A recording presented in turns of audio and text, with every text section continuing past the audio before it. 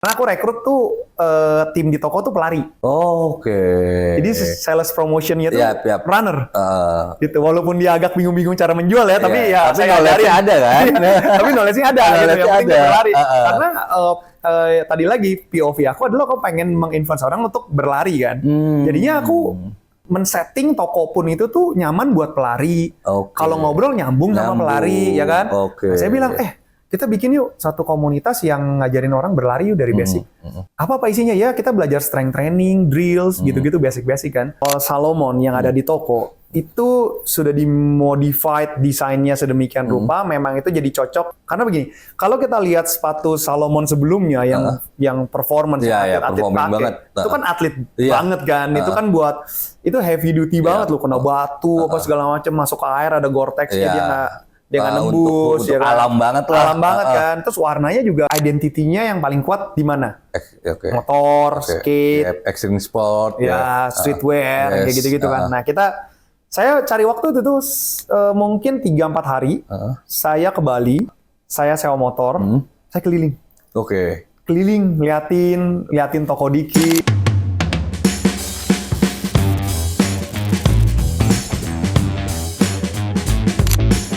Oke, balik lagi di Meetup. Sekarang kita kedatangan mungkin brand apa ya? Distribusi dari brand-brand anak skena Jakarta Selatan bisa dibilang. Oke, dengan PT Surya Bumi Permata kita kehadiran langsung direkturnya langsung Pak Li Andika. Terima kasih Pak. Halo Andika. Terima kasih. Apa kabar? Baik, Tuhan baik. Thank you banget loh. Maksudnya Pak Andika ini banyak support buat Jubileo. Jadi sekarang Pak Andika, ya bisa dijelasin secara singkat gak Pak? Kita masuk ke background personal dulu ya Pak ya. Oke. Gitu. Siap. Pak Andika nih saya dengar-dengar nih dulu akuntan nih.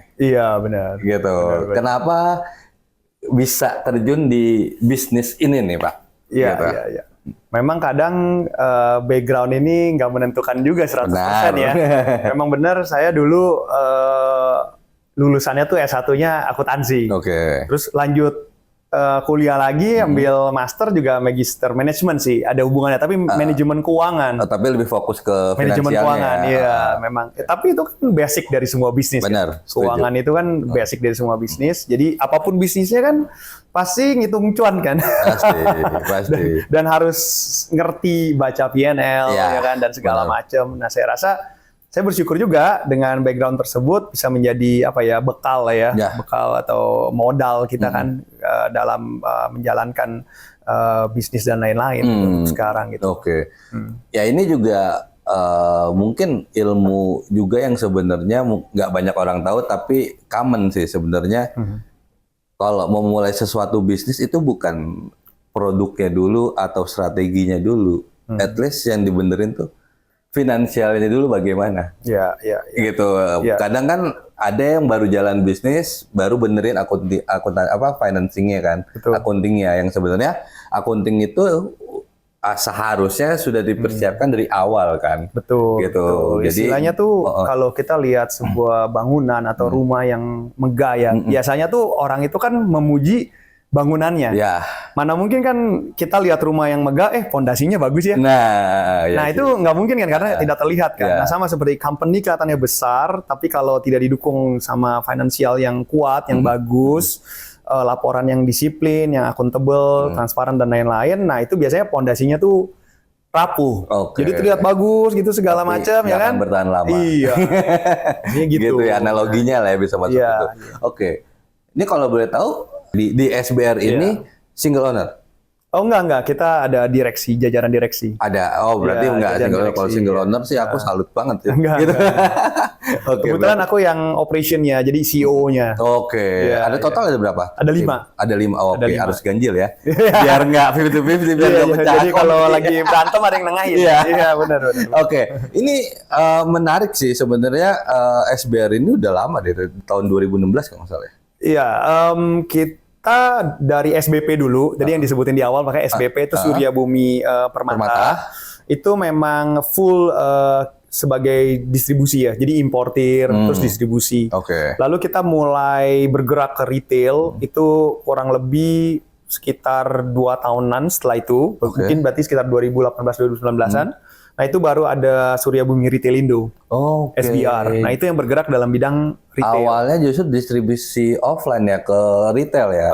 Awalnya ya kita wholesale ya, jadi ngomongnya ya. Jadi wholesale B2B, kan. B2B, ya. B2B sekarang 2018 dapat license mungkin untuk nge-retailin ya. Ya, kita mulai bergerak ke retail. Oke, jadi semenjak itu tuh udah mulai ini brand. Ingat gak Mas Dika? Sekarang total brand ada berapa sih yang dipegang? Waduh.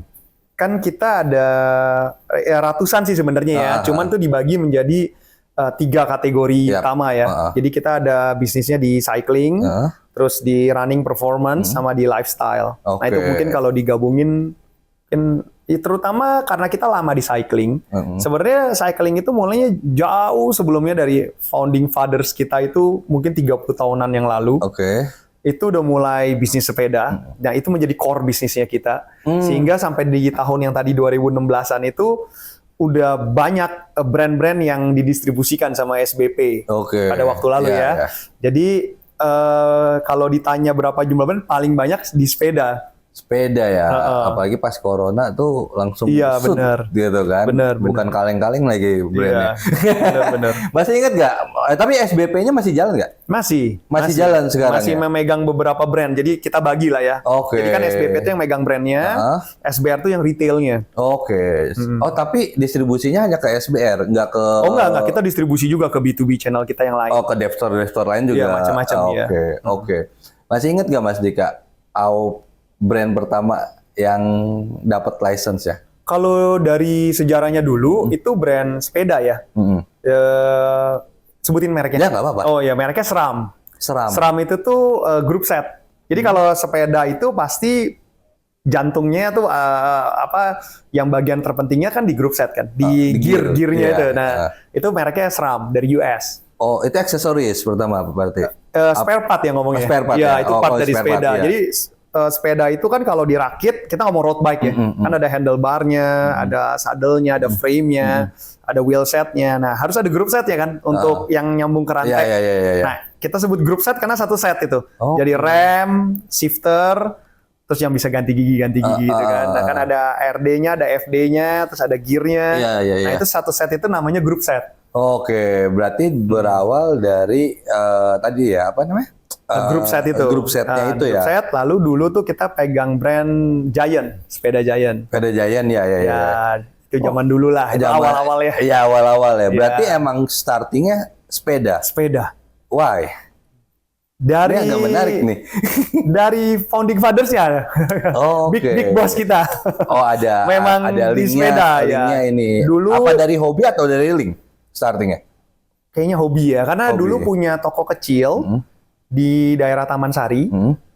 Kecil, kan Taman Sari itu sederet banyak toko-toko sepeda kan, yang tapi agak low end lah ya. Nah, startnya dari situ.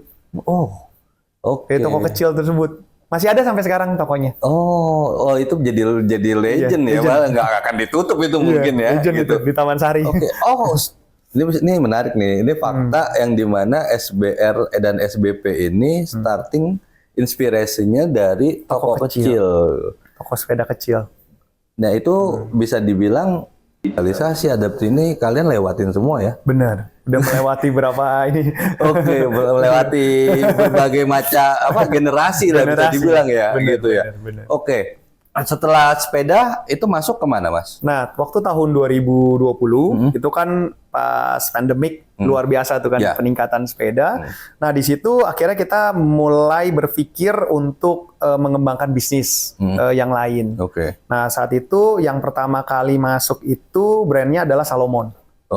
Salomon brand dari Prancis. Oh, Salomon dulu justru yang masuk ya? Salomon. Bukan Brompton dulu? Oh, kalau Brompton kan sepeda. Oh, udah. Sepeda, Itu dari ini sebelumnya. Kategorinya udah masuk lah ya. Nah, ini waktu kita ngembangin kategori baru yang running. Oh, yang pertama justru Salomon. Salomon, ya. Sekarang untuk running ada berapa brand? Kurang lebih sama aksesorisnya ya semua ya. Itu ada 10 sampai 15-an lah ya. 10. Selain Salomon ada apa aja tuh yang Ada Salomon, ada Saucony, terus juga ada Ciel itu topi ya. Terus ada Seasky dari Copenhagen, ada kaos kaki dan lain-lain ya, aksesoris lah. Iya, justru yang aksesoris itu yang menguras kantong. Berarti emang sekarang kan ada 3 kategori, cycling, running, dan lifestyle. Yang paling baru dari tahun kemarin adalah lifestyle. Lifestyle, ini baru mau dikembangin. Iya, kita start dari tahun kemarin. Tahun kemarin ya, berarti oke, kita ngomong satu-satu dulu. Berarti cycling tadi udah kita lihat sejarahnya kan, dari benar-benar dari toko kecil di Taman Sari, ya makanya awal kategorinya itu yang muncul ya. Terus habis itu, kenapa ke running? Apa opportunity-nya melihat market itu akhirnya memutuskan untuk oke, next kategori ini kita main running, atau ada? Iya, sebenarnya ada beberapa faktor. Yang pertama ya berkat dari Tuhan. Yang kedua, ya itu kan karena yang pertama tuh tidak ada sesuatu yang kebetulan lah ya. Ya, benar-benar. Ya. Nah, yang kedua ya kita lihat running ini sendiri menarik ya, karena sebenarnya waktu zaman sepeda before pandemic ya kita bicara ya, itu running juga udah terbentuk, udah jalan kan, udah lama. Kalau nggak salah tuh booming yang 2010-2011 tuh running tuh luar biasa. Benar. Jadi ada temanku yang running sebelum corona. Jadi dia udah running duluan. Pas after corona kayak ya gimana ya? Kan karena udah pride tagging sih kalau udah gitu. Dia udah melewati maraton yang ini. Orang lama gitu sebutannya. Pas masukin lagi akhirnya dia bikin gimmick gantung sepatu, banyak yang protes pas ini, padahal cuma gimmick doang ya. Akhirnya ya dia udah disupport sama salah satu brand juga sih. Iya. Gitu. Jadi kayak ya istilahnya kalau kayak anak-anak sekarang orang lama, sesepuh. Nah, itu salah satu faktor yang kita lihat karena kita lihat wah cukup sustain. Bukan yang FOMO-FOMOan atau kaget-kagetan gitu kan. Kayaknya nih olahraga lari cukup sustain dan makanya apapun yang berhubungan dengan sport performance, kita lihat itu lumayan sustain. Tapi kalau yang berhubungan, ya yang tricky ya, itu sebenarnya kan yang berhubungan dengan tren kan. Kayak fashion, lifestyle gitu kan berhubungan dengan tren kan. Nah itu kita lihat jauh lebih strong, jauh lebih kuat, lebih konsisten. Itu tuh yang berhubungan, yang berbau-bau dengan performance. Dan kebetulan juga kita memang lahirnya kan dari performance kan, dari sepeda kan. Ya kurang lebih jadinya kita ada bayangan. Oh ketika mau jalanin lari kayaknya harusnya nggak jauh-jauh berbeda dari cara kita jalanin cycling deh. Kan community based juga, performance juga. Jadinya kita nggak buta-buta banget gitu loh. Ya udahlah kita putusin masuk ke running. Nah berarti challenging-nya berarti itu juga tahun 2020 berarti ya? 2020 ke 2021. 2021 lah kita bilang. Soalnya kan 2020 awal-awal baru pandemi tuh. Dan di mana brand-brand lokal juga di situ juga udah mulai berdatangan tuh. Gitu. Itu kan bukan challenging sih. Aku bilang bukan kompetitor ya, karena bisnis barengan marketnya pasti ada masing-masing lah gitu.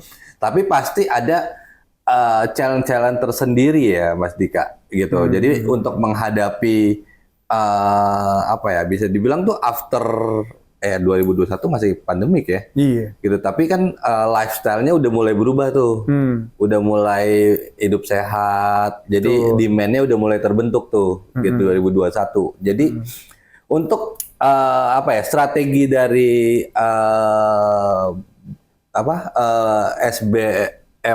SBR ini untuk menghadapi, pasti udah ada projection nih after corona ini pasti akan lebih masif, pasti udah ada bacaan gitu dong. Strateginya apa nih? Sebenarnya begini, kita itu POV-nya adalah pingin menularkan gaya hidup sehat. POV-nya itu dulu. Bukannya semata-mata, wah ini kompetitor pengen gua kalahin atau apa gitu. Sebenarnya kita berangkat dari situ. Itu dia kenapa mungkin aku cerita sedikit mengenai 180 Run.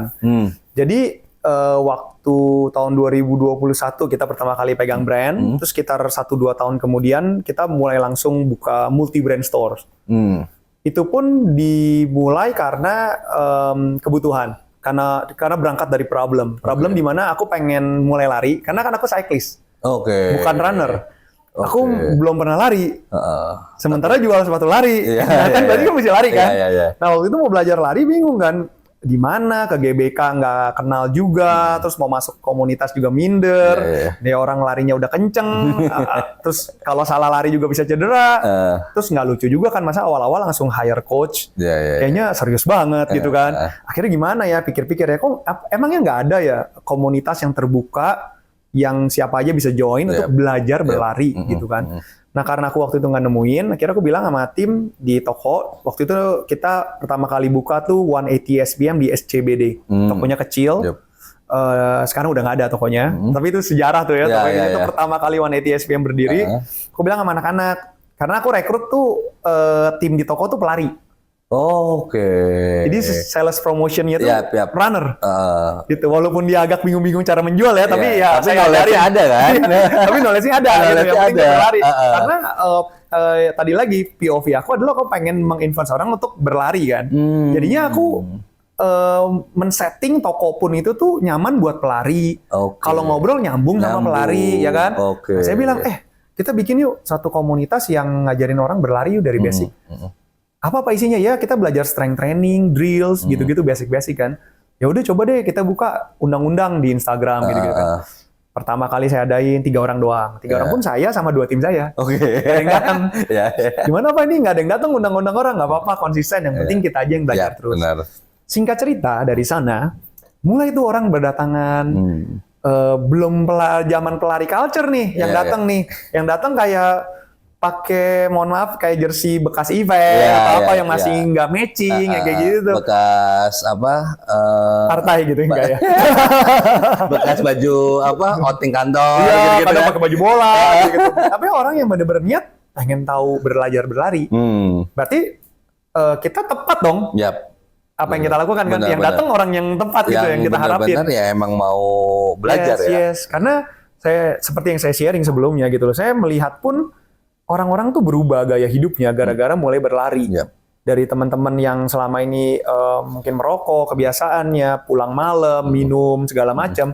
Kok gue lari kok capek mulu ya, terus gue lari 5 kilo kok nggak sanggup ya, gitu-gitu. Coba deh lu mulai berhenti merokok, pas dicoba, iya ya bener ya berbeda.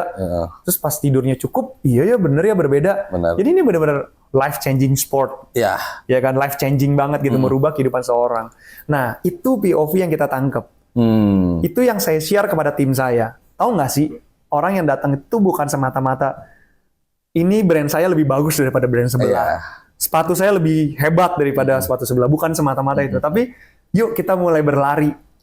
Yuk kita menyukai berlari, dan 180 SPM Team akan menemani journey kamu untuk berlari. Kamu nggak bisa berlari, kamu mulai bisa. Kamu nggak pernah ikut race, kamu akan ada momen di mana kamu pertama kali ikut 5K, pertama kali ikut 10K, pertama kali ikut HM, pertama kali ikut FM, bahkan mau ke World Major Marathon dan lain-lain. Kita selalu setia menemani kamu gitu. Itu posisi POV kita. Oke. Berarti ini jualannya pinter nih. Dari customer experience-nya diambil gitu. Jadi nggak hanya menjual barang, tapi dipandu juga mereka sampai konsultan juga bisa dibilang kan. Gitu ya tadi, makanya kan mungkin banyak ya banyak orang, nggak semua nggak banyak tahu lari itu ada pelajarannya. Benar.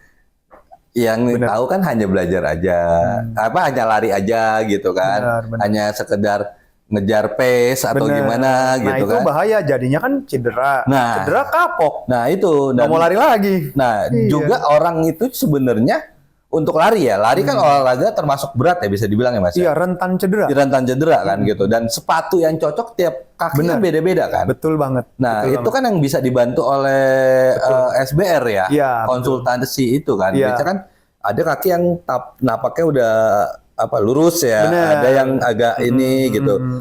Artnya beda-beda. Iya gitu, makanya kan mungkin sendal ya yang sampai customize gitu kan, biar nyaman gitu kan.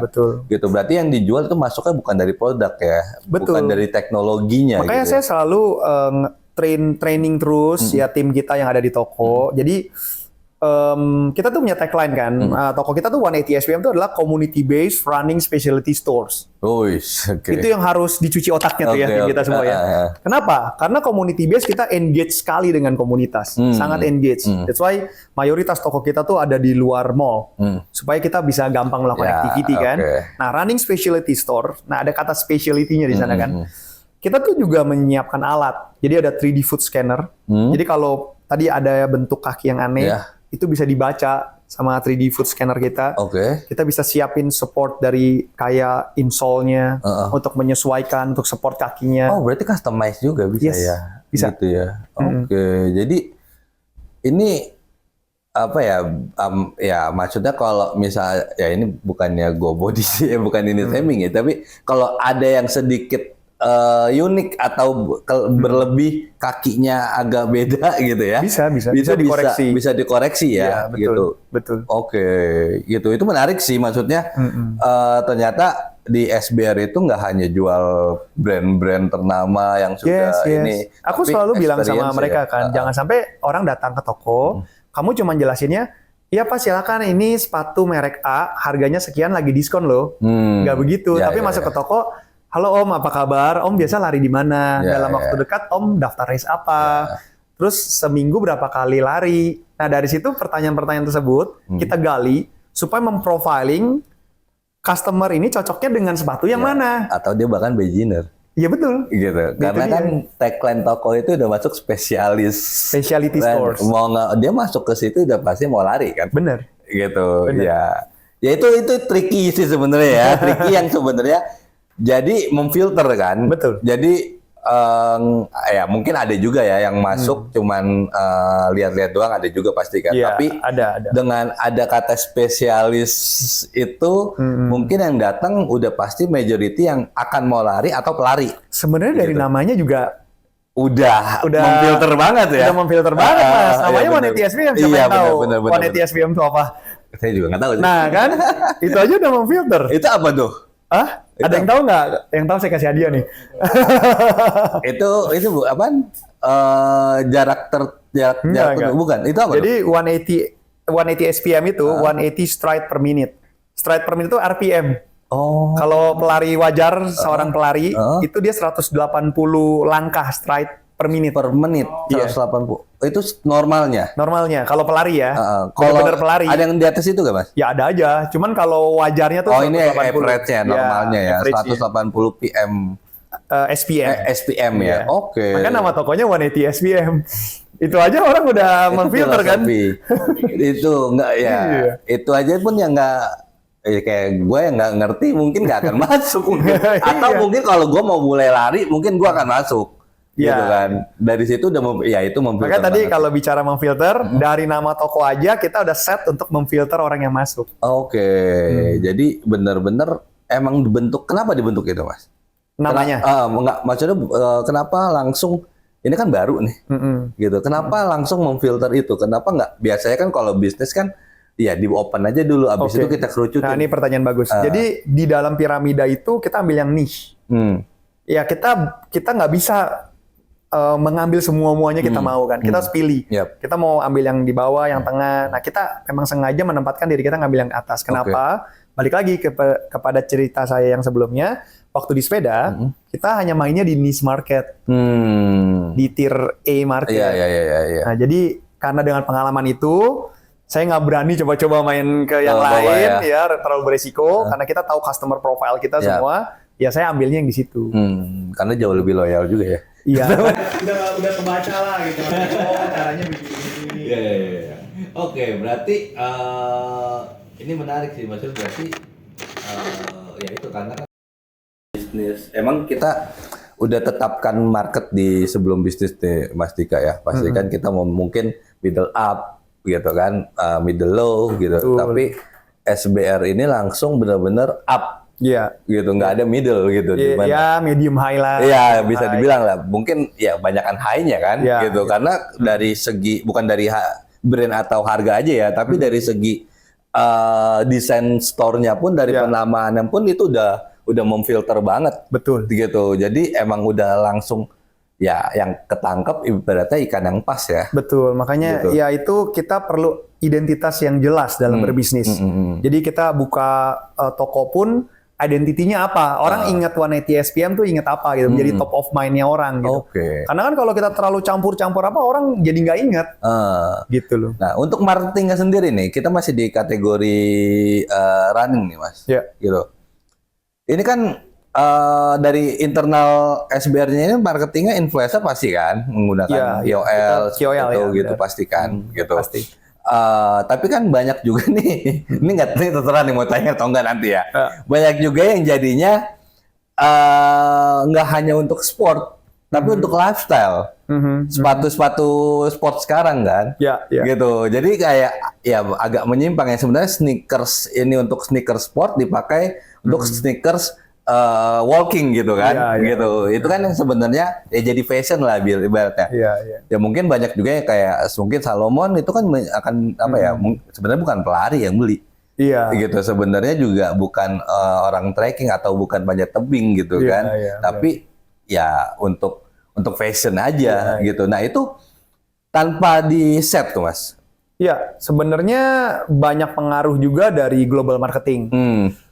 Sepatu-sepatu lifestyle Salomon yang ada di toko itu sudah dimodified desainnya sedemikian rupa, memang itu jadi cocok karena begini, kalau kita lihat sepatu Salomon sebelumnya yang performance, Iya, atlet performing pakai, banget. itu kan atlet Iya. banget kan, itu kan buat itu heavy duty banget loh, kena batu apa segala macam, masuk ke air ada Gore-Tex-nya, dia nggak nembus, untuk ya kan? alam banget lah. Alam banget kan, terus warnanya juga Alam banget juga ya. coklat atau apa monokrom, yang aman lah ya. warna-warna. Sekarang kan warna-warni kan. Ya. Sepertinya juga dari global pun arahannya mereka mulai menyadari hal tersebut. Mereka mulai tahu marketnya geraknya ke sana. Ya mereka mulai provide itu. Jadi banyak sepatu-sepatu yang full performance, hiking, naik gunung segala macam. Dibikin desainnya sedemikian rupa bisa dipakai buat ke mall, ke coffee shop. Oke. Ya buat lifestyle lah intinya. Iya. Oke, Iya. ngerti. Global pun ikut mengarahkan ke sana gitu ikut maksudnya. mengarahkan ya. Jadi nggak hanya dari performing aja, tapi dari Iya. desain, dari warna pun juga menjadi adaptasi juga kan. Betul, adaptasi juga mereka, Gitu. betul. Berarti tanpa menghilangkan benang merah dari performance-nya Salomon itu kan. Iya, dan Gitu. juga spesifikasinya pun semua itu full sama loh. Sama ya? Sama. Jadi sepatu itu pun kalau dipakai naik gunung pun sama fungsinya. Untuk performing ya. Tetap. Oke. Malahan aku merasa sebenarnya dipakai lama-lama berjalan di mall itu malah nggak enak sebenarnya. Iya, karena kan kayak ini. Malah nggak enak. Iya. Iya kan? Jadi tapi mungkin juga maksudnya karena sekarang kan banyak yang mulai baru hidup sehat ya, maksudnya kayak trekking, terus tempat pariwisata itu udah mulai untuk kayak curug-curug itu udah mulai banyak gitu maksudnya. Ya mereka mau tetap fashionable juga mungkin gitu kan. Sekarang sosial media mungkin di fotonya lebih inilah. Iya. Kalau dulu kan ibaratnya apa? Kalau anak gunung di ini Mapala. ya Mapala kan maksudnya penampilan gitu sekarang mau lebih fashionable lah. Kebetulan gitu. aku sering naik gunung. Jadi aku memperhatikan perubahan yang terjadi dari sebelum pandemik, pandemik sampai sekarang. Sangat berbeda. Jadi dulu tuh sekarang brand-brand terkenal, international brand, kita bisa lihat tuh di gunung-gunung ya kayak Gunung Gede, di Merbabu, Gunung Lau gitu-gitu ya. Itu udah mulai kelihatan lah. Iya. Kalau dulu kan yang versi apa tadi Mapala itu Mapala, kan. iya, yang maksudnya yang penting kan performing aja kan, Iya. yang penting nyampe ke atas gitu. Kalau sekarang kan mungkin tiap sudut foto dulu. Iya bener. Gitu. Itu udah mulai berubah tuh. Gitu. Tapi nggak apa-apa, maksudnya bukan kita bukan menyalahkan, tapi emang perubahan yang dimana ya itu hak mereka gitu kan. Tapi ya aku ngeliat sekarang kan teman-teman ya sekarang juga di story kita mungkin kan sekarang padel udah lifestyle lah. Iya, Sport itu ya walaupun FOMO at least which is jalannya tuh in the good way lah. Iya, positif lah. Positif ya kan? gitu untuk anak-anak sekarang. Jadi itu support banget sih. Jadi anak-anak generasi sekarang itu walaupun ya bisa dibilang ya aku mungkin confirm ya banyak yang FOMO tapi mereka FOMO yang benar. Betul, Jalurnya betul. positif gitu. Jadi Nah, itu salah satu tugas kita mengarahkan mengarahkan aja tinggalnya orang kan. FOMO ke ya kebetulan aku industrinya lari kan, mengarahkan orang untuk mulai berlari hidup sehat. Iya benar. Itu tugasnya. Sekarang GBK kan ramai banget tuh. Rame banget. Gitu. Pernah lari malam nggak di GBK? Pernah. Lebih rame dari pagi loh. Pagi aja udah ramai banget saya waktu itu. Malam lebih rame lagi. Waktu itu saya pagi sama anak saya main inline skate kan. Tuh ininya udah malam lebih parah rame lagi. sih. Gitu. Rame. Karena kan community udah banyak di Iya, situ. terus banyak orang kan pulang kerja, daerah-daerah sini kan langsung ke GBK. Bahkan baseball aja pun yang tadinya sepi lapangan sekarang udah mulai banyak yang main. Bener. Gitu. Jadi bukan hanya yang lagi hype kan bukan hanya running, bukan hanya padel, tenis, bukan tapi iya, pada umumnya sport. Ya, orang olahraga peduli. semua jadi ini bulu tangkis pun jadi mengangkat gitu. Orang jadi sekarang tuh peduli dan mulai mikir gua harus olahraga nih, apapun itu ya.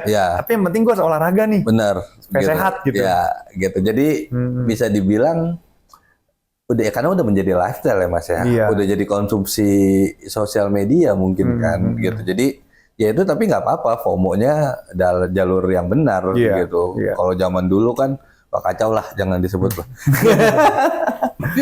Oke, di running udah jalan, udah bisa dibilang ya bisnis nggak ada yang autopilot, tapi udah bisa berjalan lah. Nah, tadi kan Mas Dika bilang tahun kemarin ya, udah mulai lebih tahun kemarin ke fokus lifestyle ya. Jadi kategori baru di dalam bisnis kita ya. Oke, yang sebenarnya di running itu sebenarnya udah ada elemen lifestyle ya. Benar. Apa itu?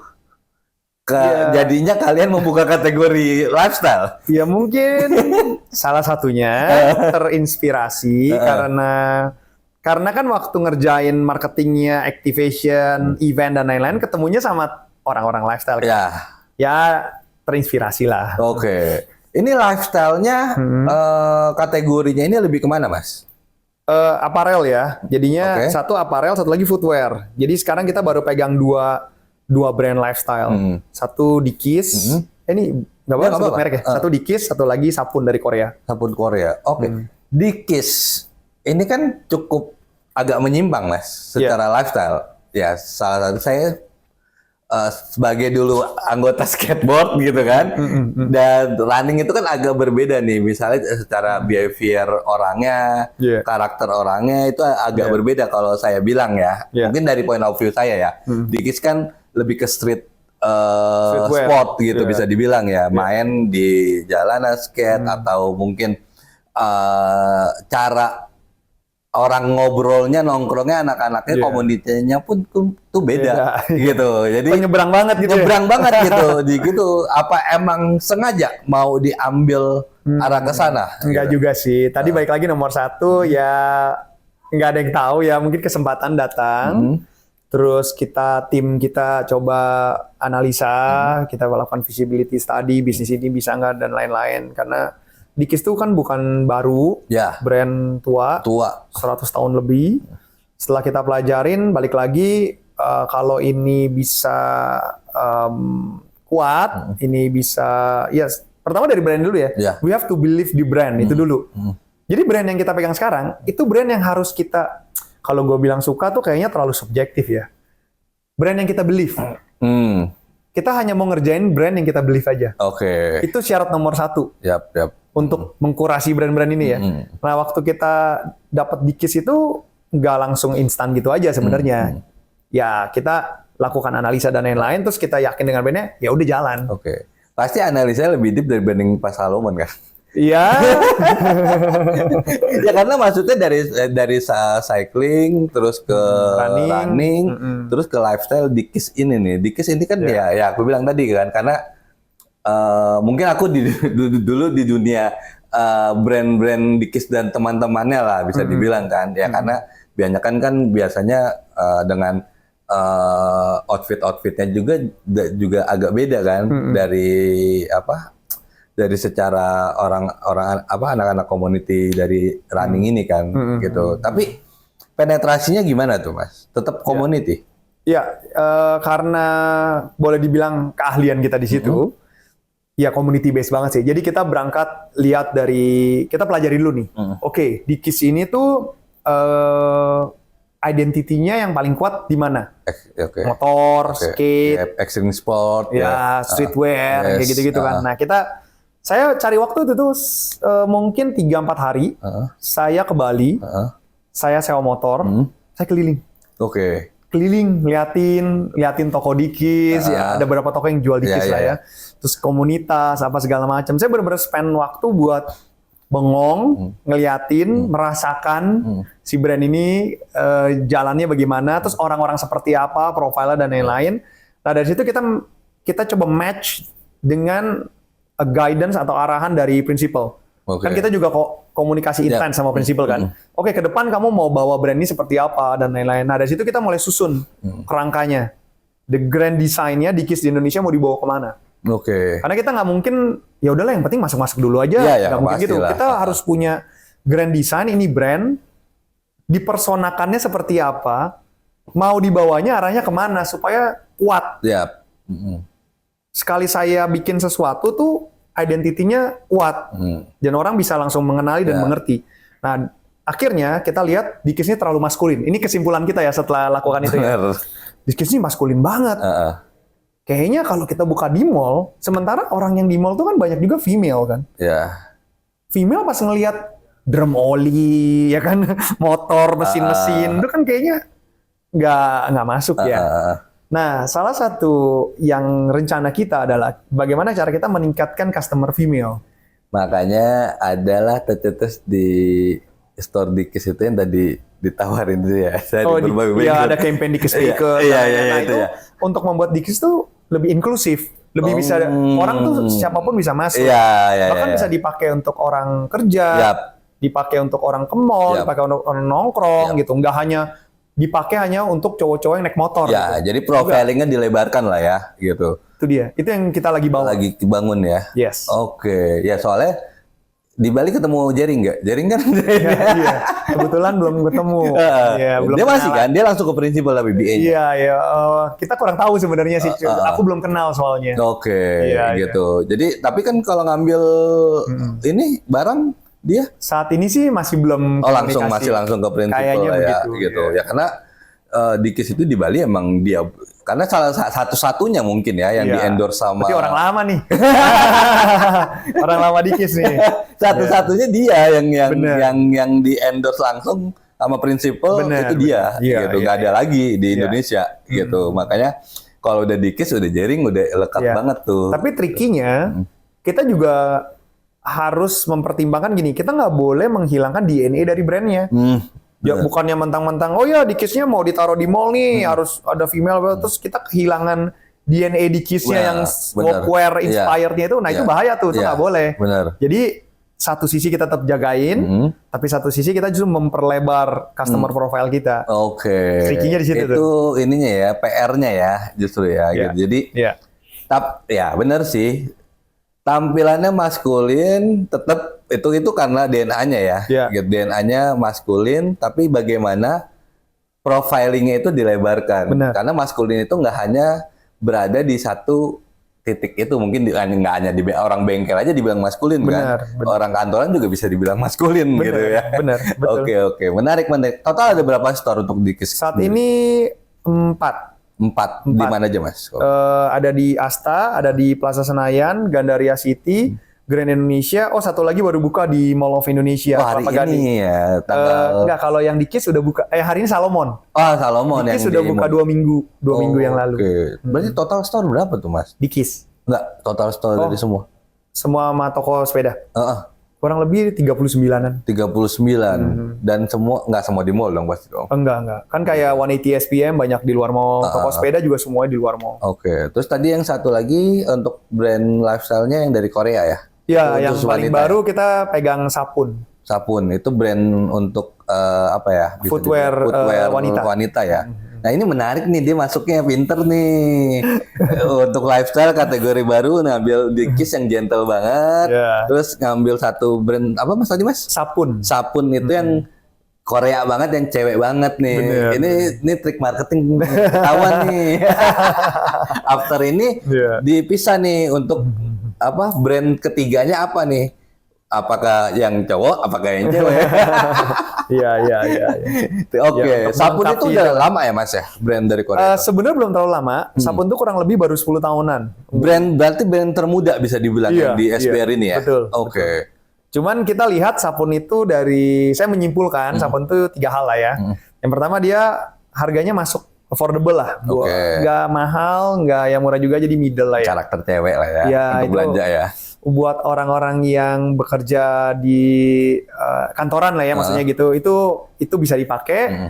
Terus buat ibu-ibu mungkin yang pengen menghadiri arisan, misalnya bisa dipakai, jadi bisa santai, bisa resmi. Oh, Nah, jadi oke. bisa masuk ke berbagai macam kalangan. Oke.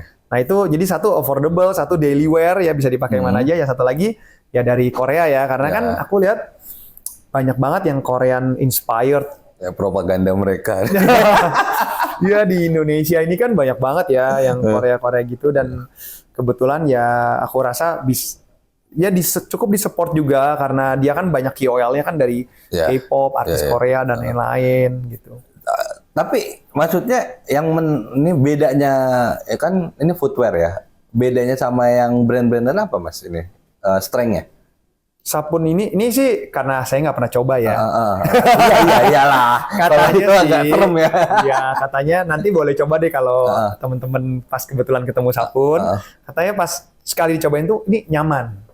Oke. Makanya bisa dipakai sehari-hari, nyaman dipakai. Berarti ya untuk ibu-ibu yang merasa muda terus padahal udah 30 udah menunjuk 30 itu mungkin bisa pakai itu ya. Ya, dia Gitu. nyaman. Terus pilihan warnanya itu tuh bukan yang ngejreng-ngejreng gitu. Jadi makanya yang bisa dipakai sehari-hari. Oh. Warnanya tuh yang kalem-kalem Ini lah. marketnya 30 ke atas udah pasti. Iya, kalem-kalem ini. Karena satu bisa daily use, Ya. terus yang kedua warnanya udah mulai agak-agak basic. Iya. Nah, itu kan biasanya kan udah umur 30 ke atas Iya. back to basic lagi untuk colornya kan. Iya, meskipun kita siapin juga warna Untuk warna ngejrengnya, ini ya, lain ya. merah, pink, apalah gitu-gitu ada juga. Tapi ke kids juga sampai kids. Oh enggak. Enggak. Oh, emang hanya untuk usia berapa range-nya tuh? Ya ukuran kakinya start from kayak 37 something, 37 38. Oh, oke, berarti dari teenager ke atas Ya, lah ya, ya. gitu ya. Oke. Oke, after ini apa lagi nah? Mau spill dikit lah. Fokus di lifestyle pasti kan dulu kan? Ya mungkin Apa langsung ya. buka kategori lain? Enggak, kalau kategori lain kayaknya enggak. Cuman bayangannya adalah kita akan memperkuat dan akan lebih fokus lagi di sesuatu yang performance sebenarnya.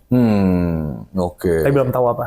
Oke, berarti tapi untuk at least tahun inilah apa yang mau SBR lakukan yang akan dikit lagi terjadi itu akan di-spill lah selain Brand. selain buka toko lah. Oke. Gitu. Sebenarnya Gebrakan-gebrakan baru lah. sebenarnya kita bicara ya ini brand, ya, ini kan kita perusahaan distribusi ya. Brandnya bukan punya kita. Ya. Brand itu kan ya ada brand A, brand B, dan itu dimiliki sama orang. Tapi yang paling penting intinya jantung utamanya lah ya dari perusahaan kita tuh operation kita sebenarnya. Jadi yang harus benar-benar dikuatin tuh adalah operation. Operation. Jadi operation itu berbicara banyak hal nih. Ya. Logistiknya, ya itu. kan, dari warehouse management sistemnya, Oh, ya. retail operationnya, terus belum lagi ya kalau kita bicara logistik kan dari import barang, Dari bar put away gitu kan. pergudangannya segala macam, kirim ke tokonya, itu semua kan bicara logistik kan. Nah ini yang benar-benar kita fokus banget di SBP, karena apapun brandnya, yang paling penting itu sebenarnya peredaran darahnya kan harus lancar kan. Ya, benar. Nah, peredaran darah itu Supply kan chain-nya supply lah. chain-nya segala macam tuh harus lancar kan. Nah, makanya yang bagian terpenting adalah saya bilang sama tim saya, apapun brandnya, yang paling penting itu operation kita lancar, Benar. mulus, Itu jantung. flawless. Nah, karena tanpa itu peredaran darah tersumbat. Benar. Apa yang akan terjadi? Stroke atau apa gitu kan, ya kan bahaya kan. Nah, itu mau brand apapun juga susah jalan. Benar. Sebaliknya, kalau operation kita lancar segala macam, kita megang brand apapun bisa Ya. aman. Benar. Karena ya makanya sebenarnya operation itu lebar ya. Dan paling sulit semua. Karena adaptasinya tuh bisa bukan per hari lagi, bisa per menit aja karena kita melayani customer ya. Betul. Supply chain kita semakin banyak store, logistiknya kita hitung jaraknya, kita hitung jamnya sampai ini jangan sampai 1 menit aja kehilangan momen. Bener. Apalagi digitalisasi ini ya. Betul. Makanya Gitu. kalau ditanya tadi mungkin di tahun ini kita lagi fokusnya apa, di dalam pikiran saya yang antrian nomor 1 adalah tadi saya fokus kepada operation ini. Lebih daripada saya nambah-nambah brand segala macam. Makanya saya juga memperlengkapi tim saya juga dengan teknologi lah. Jadi karena ya zaman sekarang kita memang masih mengandalkan kan semuanya manusia ya, banyak mayoritas manusia. Tapi saya percaya teknologi itu bisa menjadi tools untuk membantu kita bekerja. Ya tadi mengurangi resiko salah, ya kan, terus lebih cepat responnya. Karena dengan persaingan yang begitu ketat, respon mainannya kalau dulu kan KPI-nya itu kamu harus balas chat kayak nggak boleh lebih dari 5 menit. Lama-lama nggak boleh lebih 3 menit. Nggak boleh lebih 2 menit. Sekarang itu balas berapa second? Iya, harus balas. Karena kalau kamu nggak balas, kalau kamu nggak isi, orang lain yang akan isi. Dan customer udah loncat ke toko lain kan. That's it. Gitu. Mereka chat kan nggak satu toko. Makanya. Nah itu, dan sekarang ya banyak pilihan platform, ya kan, baik itu di marketplace maupun kita juga bangun e-commerce kita sendiri dan lain-lain. Oleh karena itu kita butuh kecepatan sih. Ya, itu penting juga tuh yang bikin rumah sendiri, web store sendiri. Itu penting untuk brand sih, sebenarnya untuk identity yang dimana ya lu bakal pulangnya kemana sebenarnya. Benar gitu. tuh rumahnya lah. Rumah yang bisa kita bebas di mana-mana gitu. Walaupun kita main ke bisa dibilang ya main ke apa ya? Ke rumah orang itu, tapi kan nggak seenak ke rumah kita lah. Benar. Gitu. Kita ke hotel Pak bintang 5 tidur tetap aja enakan tidur nyenyak di kamar kita kan. Benar. Iya. Jadi itu paling penting juga untuk suatu brand itu punya web store atau rumah sendiri. Gitu. Pelan-pelan mempelajari untuk bagaimana nyari trafficnya. Ini emang harus dipelajari, nggak ada yang instan. Benar. Gitu. Oke. Ini terserah Mas Tiga ya, mau dijawab nanti mau di ini, tapi aku interest untuk bertanya ya. Ya. Ada gak kepikiran untuk bikin brand sendiri? Ini terserah mau ditanyain atau enggak nanti ya. Pertanyaan bagus. Sebenarnya kita sudah lakukan waktu di cycling. Oke. Jadi waktu di pas pandemik itu kita lihat permintaan begitu luar biasa segala macam dan kita pelajari marketnya. Waktu itu kita ciptain satu brand sepeda. Oke. Namanya Pro Action sama Pro Prime. Jadi Pro Action itu sepeda lipat, Pro Prime itu sepeda road bike sama mountain bike. Kita ciptain terus ciptain brandnya maksudnya. Habis itu kita punya pabrik assemblingnya ada di daerah Tangerang situ. Jalan. Ya, sempat punya. Jalan. Sempet jalan. Okay, ya kan karena sepeda tahu sendiri lah. Iya. Sekarang gimana kan? Berarti nggak kemungkinan di kategori lain nggak akan. tahu sih, belum gitu. Kepikiran sih. Belum kepikiran ya. Fokus untuk megang berapa brand aja dulu ya. Iya, kadang-kadang kan kita punya kapasitas orang beda-beda dan juga mungkin kemampuan orang dia istilahnya forte-nya di mana nih. Nah, kalau kita memang jagonya di handle brand, ya kita di situ dulu lah. Mungkin ada orang kan yang jagonya nge-build brand sendiri, ya setiap orang kan punya masing-masing. Untuk sekarang mungkin hanya fokus di distribusi, nggak ada yang tahu ke depan kan manusia berubah ya. Oke, jadi menarik nih. Itu untuk yang di KIS itu lagi ada promo apa Mas? Coba bisa dipromoin nggak? Di KIS gitu. Pasti ada promo opening, jadi ada extra diskon buat teman-teman bisa kunjungin ke Salomon Mall of Indonesia di Kelapa Gading. Juga di KIS ada launching kolaborasi. Kita ada edisi terbatas lah ya. Nah itu bisa juga kunjungin ke Plaza Senayan. Kemarin ada kolaborasi sama Atmos. Plaza Atmos Plaza Senayan berarti? Bukan di KIS Plaza Senayan, tapi kita collab-nya sama Atmos. Jadi di KIS-nya ada di KIS Atmos. Di KIS-nya ada Atmos, di store di KIS? Di store di KIS. Bukan di store Atmos berarti. Bukan, di Atmos store. yang kalian ambil. Ya kan brandnya maksudnya ini kan Iya, iya. kolaborasi global brand. Iya, iya. Brand sama brand maksudnya. Di Atmosnya sendiri nggak Ya ada. mereka kan akur ya Iya. kolaborasi. Kita bagian jualan aja.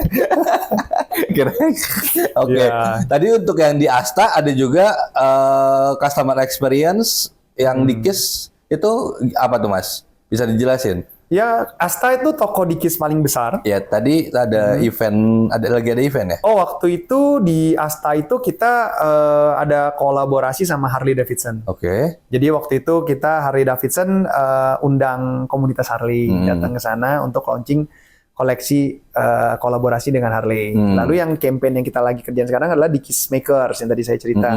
Itu kita coba ngangkat profile beberapa orang dengan berbagai macam background, berbagai macam profesi, bahwa ya mereka mereka menjadi inspirasi. Seorang musisi juga pakai Dikis, seorang chef juga pakai Dikis, seorang bartender juga pakai Dikis. Aku nggak tahu bisnis seorang apa lagi nih. Oke. Penandakan bahwa Dikis itu tuh inklusif gitu loh. Oke, jadi nggak eksklusif ya, gitu. Jadi itu eventnya lagi berjalan, lagi running. Itu bukan event, itu campaign yang kita bentuk, outputnya ada di sosial media kita.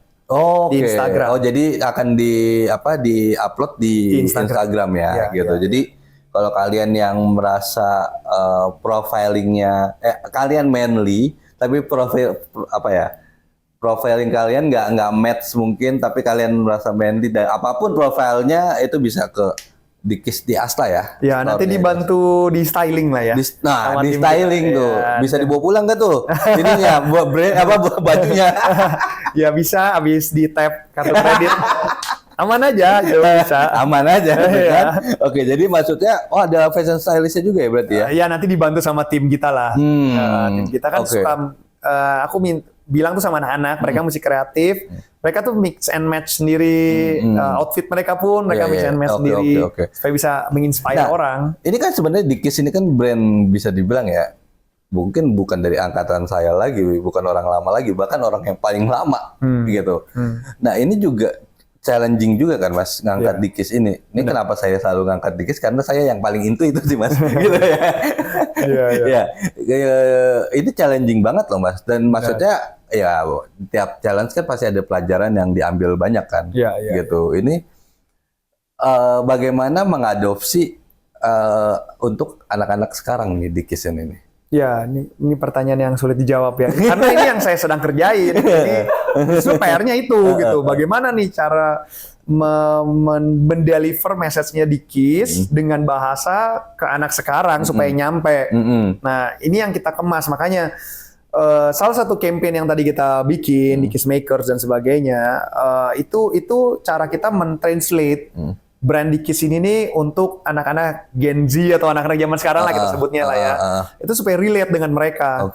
Jadi jangan terlalu kita menjauhkan diri, kita sok-sok koboi, sok-sok mekanik atau segala macam. Itu kan jadi jaraknya jauh kan. Tapi justru kita deketin mereka, kita menggunakan bahasa mereka, apa yang sedang tren sekarang dan lain-lain. Nah kita menggunakan kendaraan itu gitu. Tapi secara produk dia nggak merubah untuk cuttingan ya kan? Begini, Dikis itu tuh terbagi menjadi koleksinya tuh terbagi menjadi dua. Jadi ada core product, ada seasonal product. Kalau core product itu tuh produk yang di carry over terus, ada terus. Jadi kayak Dikis 874, Dikis 873 itu dari zaman dulu ada terus kan. Nah, sementara ada produk yang bertukar tergantung musimnya, tergantung show gitu ya. Enggak ya. Ya tergantung musimnya. Jadi dia lagi motor, spring summer, spring summer 25 kemarin ini kan. Ya ntar koleksinya apa, bajunya, grafiknya. Nah nanti fall winter beda lagi. Jadi ada seasonal juga dia keluar ya. Gitu. Tapi secara cuttingan sekarang ya, misalnya trennya sekarang kan anak-anak sekarang kan lebih ke oversize. Ya. Bisa dibilang, sedangkan Dikis kan nggak seperti itu untuk secara cuttingan. Ya bisa dibilang reguler aja gitu kan. Nah, sebenarnya ada sih. Ada. Ada. Sekarang ada. Ada. Setahu saya sih dulu nggak ada, Mas. Jadi dia dari yang reguler ada, terus ada yang kayak begini nih yang lebar, yang reguler ya, gitu kan. double knee segala macam. Apa ya, regular fit lah gitu. Iya, ada kita. Oke, berarti Dikis juga beradaptasi ya. Iya. Gitu. Dia sebenarnya koleksinya cukup lengkap, cuman ya hero produknya hanya beberapa SKU. Berarti itu. saya yang ketinggalan nih. Ininya untuk Mampir dong, update produknya nih, karena Iya. setahu gua itu Dikis dulu tuh ya paling Cino pertama yang gua tahu tuh Dikis. Nah, itu yang core produk. Yang tadi saya bicara ada yang lebar juga, ada yang kayak cut dry juga, gini-gini. Itu seasonal. Oke. Seasonal, jadi dia juga ikutin tren. Ya, jadi lagi trennya misalnya dulu slim. Sekarang mulai yang lebar lagi kan. Ya. Nah, dia ikutin seasonalnya ada. Oke, soalnya pas dia dulu kan main skate nggak mungkin pakai celana street gitu kan, Iya, gitu pasti. Ya itu pakai paling nyaman pakai Dikis yang Cino itu. Dulu namanya belum Cino lah bisa dibilang. Kayak dulu sebutannya kayak ya udah. Dia tuh Dikis 874. Iya 874 bener gitu. Itu nyaman banget dipakai buat ekstrim sport gitu. Nggak robek-robek lagi. Iya asli, sumpah. Iya, awet banget. Ya emang ada harga, ada kualitas. Iya, awet-awet. Gitu. Oke, Mas Dika, mungkin ini ya. Ini gue penasaran sih. Gimana kalian menghadapi, ini terserah ya mau tanya apa, menghadapi thrifting. Oke. Itu juga jadi challenge juga kan? Waktu tadi kembali kepada cerita tadi, waktu pertama kali mau ambil Dikis kan gue banyak melakukan riset, analisa dan sebagainya macam. Nah, salah satunya itu. Ini kok pas pergi kayak ke, kan kita kan sering ada exhibition tuh yang streetwear atau ya USS, DSD dan lain-lain gitu kan. Terus kan gue datang, pengen lihat kan survei gitu. Banyak banget ini banyak kan yang untuk kayak thrifting gitu. Tapi ya kita lihatnya dari sudut pandang positif aja, ya kan, bahwa ya demand-nya ada. Orang yang mencari Dikis tuh ada. Mungkin hari ini dia belinya thrifting, tapi dia pasti berharap suatu hari gue bisa beli yang Bener. Ya nggak apa-apa, itu kan potensial customer kita. Ya. Bagaimanapun juga potensial customer is our customer. Bener. Kan. Asal original ya. Ya, asal gitu. original. Yang penting original gitu. Maksudnya ya benar Mas. Maksudnya thrifting itu mungkin untuk sekarang kemampuan mereka untuk beli yang thrifting. Ya. Tapi mereka udah ada interestnya ke brand itu. Betul. Kan. Tapi untuk nextnya mungkin kalau mereka kan ada mereka bertumbuh ya. Misalnya, mereka bertumbuh. Sekarang mungkin marketnya yang thrifting itu anak-anak kuliah gitu. Ketika mereka udah penghasilan kan ya mau beli yang baru dong gitu kan, yang kayak gini. Ya itu sebenarnya itu bisa dibilang awareness gratis ya. Iya. Impression gratis ya bisa makanya dibilang. Makanya aku lihatnya dari sisi positif aja. Gitu. Jadi kita nggak terlalu yang ya emang bukan kompetitor sih sebenarnya sih. Justru mereka melebarkan market sih. Yang dimana mungkin mereka menanam yang kalian menuai nanti. Iya, bener juga. Waduh. Bener kan bisa dibilang kultum ini. Oke, kita masuk ke mungkin udah mau mulai ke akhir ya Mas. Kita ngomongin ke Jubileo. Udah berapa lama pakai Jubileo Mas?